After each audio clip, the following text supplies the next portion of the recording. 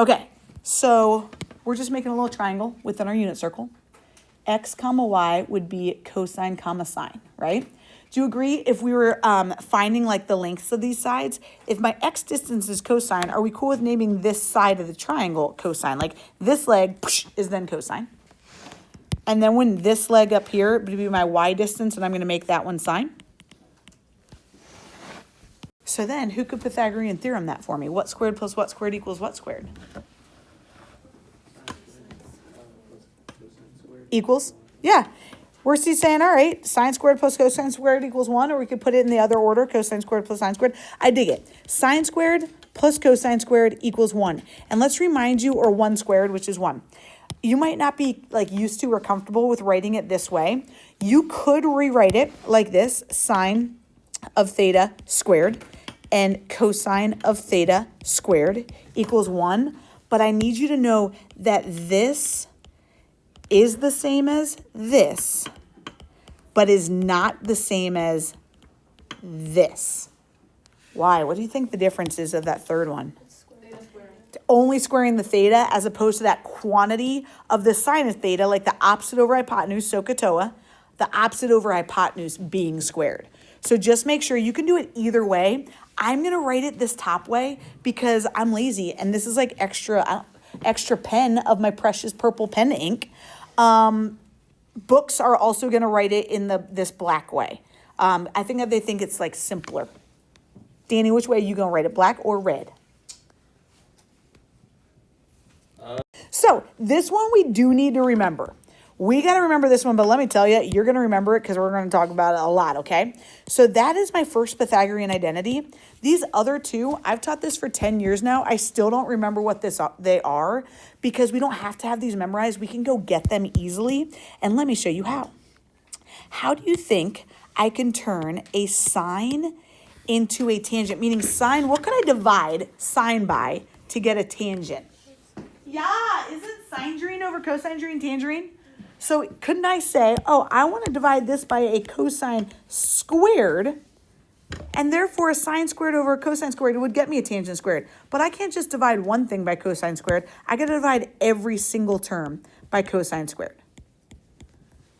And then when we do that, let's simplify it. So you guys, sine squared over cosine squared, do you agree that could simplify to be a tangent squared? Yeah. What is a cosine squared over a cosine squared? What's 8 divided by 8? 1. So anything over itself is? 1. Okay. What about 1 over cosine? Is that secant? Yeah. So 1 over cosine squared would get me a secant squared. Okay.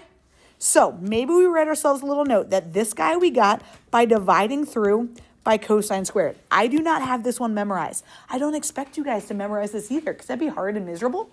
But we could just divide through by cosine squared. We could do that. Then, you guys, what do you think we could do to my original? Sine. Ooh, what about sine? Divide by sine. Divide by sine. If I divided this by sine, wouldn't I just get a sine? Because it'd be a sine squared over a sine. What do I need to do to get that into a 1? Squared, right? Exactly. So, you guys, let's go divide through by sine squared. If I divide through by a sine squared, will I get this? Is sine squared over sine squared 1? Yeah.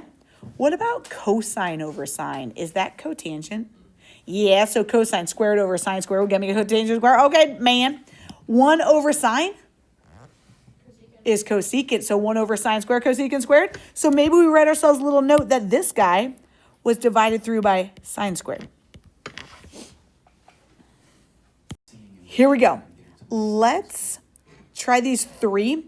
This is kind of where our puzzles start. Let's just go back to review. If secant is 3/2, what's the cosine? 2/3. 2/3, right? Staring us in the face. Boom. This next one's a little inconvenient. This one's tough. If the cosecant is 4/3, what do I know about the sine? 3/4. Okay. Now, they didn't ask me what the sine was. Unfortunately, they asked me what the tangent was. That's not great. Whenever we've got SOHCAHTOA, you guys, we're dealing with right triangles. Question. If I said sine is 3/4, do you agree SOHCAHTOA? Sine is opposite over hypotenuse. Could I make a little right triangle and I'm going to say, I want my theta to be here. And if that's my theta, the opposite over hypotenuse would be 3 and 4. Do we just get to choose our theta? Yeah, you could have chosen to have your theta right up here, and then it would have been opposite over hypotenuse, right? Okay. Regardless, we're still looking for that sign, that leg. Because what do they want? They want the tangent of theta. Isn't tangent opposite over adjacent? And if opposite over adjacent would still be 3 over x. So we need that x. You guys, what could we do in a right triangle to get that x? Pythagorean theorem. We're not going to guess. We're going to do 3 squared plus x squared equals 4 squared. What's x squared going to equal? 7. Or 7. Agreed. X is going to be the square root of 7. That is an ugly side, but it is what it is.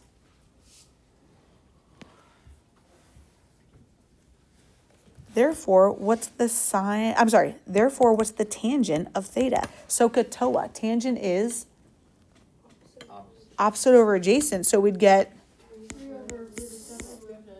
you know it, P. That's going to get me. 3 root 7 over 7. Beautiful. How did P get that? P multiplied by a root 7 on the top and bottom. Here we go. Here's where I love. You guys, what we got to do now is simplify this madness. Is it just me or does this literally look like a bunch of random letters staring us in the face? This is saying what is the cosine of x times the cosecant of x times the tangent of x. And they want us to simplify it.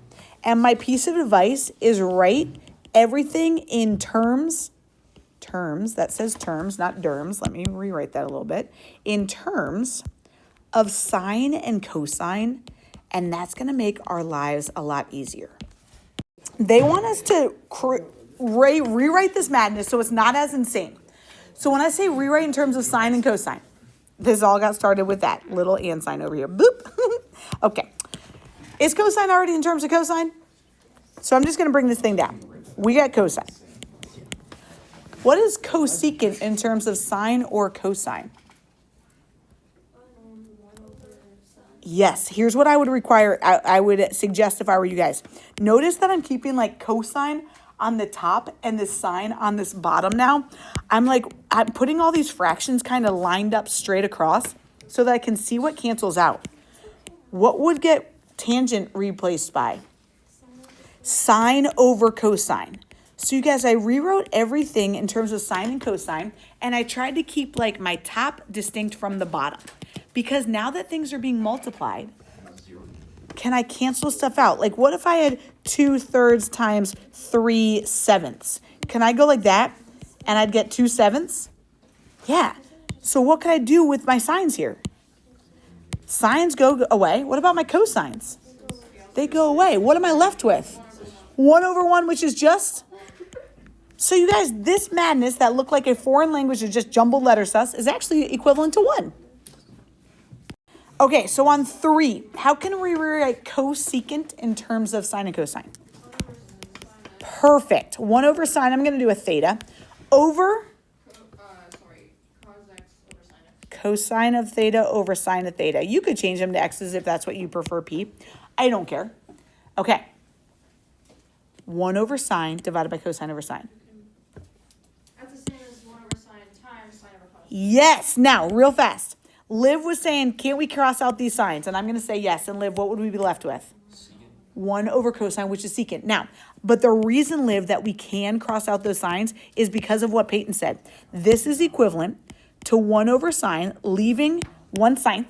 Dividing by cosine over sine is the same as multiplying by sine over cosine. Liv, you do not need to do the step. I'm just showing you why we got to do this. Because now, check this out. What P had is right. Don't these signs cancel out like that? It's a secant. And we're left with 1 over a cosine if we multiplied what was left across. And just like you said, 1 over cosine is what? Secant. So what we've just done is we've broken this down. We simplified it into one little term. This is hard. 7. What could I rewrite cotangent is? 1 over tangent, but let's put them in terms of sine and cosine. cosine over sine, like x over y. Very good. Cosine of A over sine of A. Divided by, what's tangent? Y over x in terms of sine and cosine? Sine over cosine. Liv, do my denominators cancel out in this case? No. So we just have to be careful to practice. Cosine over sine divided by that fraction is the same as cosine over sine times, what's the reciprocal of that fraction? Cosine over sine again. Say again. It does. So do you agree nothing cancels out, guys? So we just multiply across. What's cosine times cosine going to get me? Careful. Cosine plus cosine would get me 2 cosine. Cosine times, you don't have to apologize. Yeah, cosine times cosine will get me a cosine squared. I like how I'm just looking at you and there's just 50 treble clefs behind you. Me too. It's just gonna be tangent squared. Close, close, close. On the bottom, I agree we've got a sine squared. Cosine over sine is not, Oh, sorry, cotangent. you got it, perfect. Cotangent squared. Awesome. I'm going to just give you a new strategy. I'm going to give you a strategy. I agree I've been saying write things in terms of cosine and sine. And if we did that here, it would have been a cosine squared over a sine squared, which we could do. But I want to give you a new strategy. I want to give us a new strategy. So from our Pythagorean identities, I've got this thing that you will always have staring you in the face. Again, I'm not going to, you're not going to have these memorized. How could I get cotangent squared by itself over here? Subtract the, of this guy, of our formula. How could I get cotangent squared by itself? Subtract 1. Couldn't I move 1 away? So isn't cotangent squared the same as cosecant squared minus 1?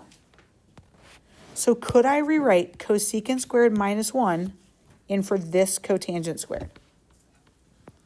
I can. They're equivalent because this says cotangent squared equals cosecant squared minus 1. So I'm going to bring down this sign. Again, I'm not expecting you guys to do this on your own. I'm going to bring down this sign, and I'm going to replace this cotangent squared with cosecant squared x minus 1. Now let's go distribute. Psh, psh. I've got a sine of x plus, what's this going to get me? Sine over sine squared. If it's sine over sine squared, what would cancel out? A sine, and where would I have a sine left? In the bottom. In the bottom. So wouldn't I have a 1 over a sine left down there? We comfortable with that step that we took? Because I would have had a sine over a sine squared, so I'm left with a sine in the bottom. What about right here? Minus sine. I love that. Does anything cancel now? Yeah, doesn't sine of x minus sine of x cancel out? And we would have been left with 1 over sine. 1 over sine is the same as cosecant. You did it, you guys. Again, not expecting you to do that on your own right now. Sure not. Just teaching us, exposing us to some new stuff. Let's go rewrite number 5 in terms of sines and cosines. Cosine is already there. What about cotangent? Cosine of x over sine of x. And then this guy's already in terms of sine. Okay. Right here, this is really, these are getting multiplied together. Do you agree nothing cancels out? What would I have up top here? Cosine squared over sine. And then this sine guy, he's just like still chilling. He's still chilling. To Taylor's point, we got these two fractions that we're trying to combine to get one term. Well, you guys, if I had 1/4 plus 7, what do we need to do in order to add fractions? Common denominators. What would this guy need to have? What would we need to multiply it by? Sine squared over sine x. Oh, you guys are so good. Sorry, I was going my little cute little thing over here. This would need a 4 over 4, right? So this one real fast would be a 1/4 plus 28/4. Final answer on this right side. 29/4. Good. I like to put it in terms that we're really comfortable with and then apply it to something that we might not be as comfortable. P, you're exactly right. This one needs a sign down here. So I got a sign on the bottom, a sign on the top, because that's really just a 1. It's just a 1. What would this turn into then if I multiply it by sine over sine? Sine squared over sine. So that's a sine squared over a sine. I'm going to move my little thought bubble away. So we got some space to think. Okay. So I love where we are right now. I love where we are. Here's the deal. Now that we got comdoms, we had comdoms right here. 1/4 plus 28/4 got us 29/4. So what's this going to get when we add these together?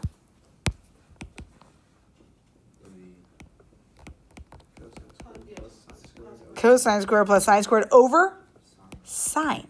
You're like, Turner, things are not getting simpler. Look at this. This is what we started with. This is where we are. I don't feel like it's getting simpler. Yes, it is. What's that first Pythagorean identity?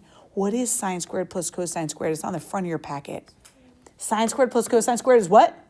1. So this top, yeah. 1 over sine is what we'd have here because this is the Pythagorean identity. 1 over sine P is cosecant. Do you agree on 6? Everything's already in terms of sine and cosine. But just like before, this is one of our Pythagorean identities from the front. Sine squared plus cosine squared is 1. Could I replace a sine squared with something? Could you get sine squared by itself over here? You with me, G? Divide. I would divide if it was being multiplied, but it's got plus cosine squared. So how would I move that cosine squared away? Oh, I think it's 6. Oh, I got you. But we don't have an equal sign. You know what I mean? Bear with me. Could we subtract cosine squared from both sides to get sine squared equals 1 minus cosine squared?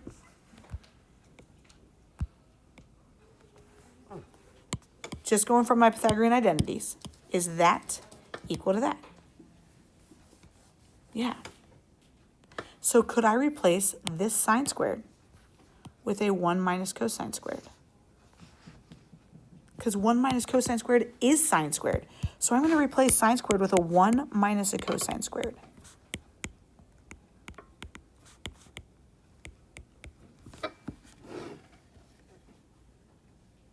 So let me say that one more time.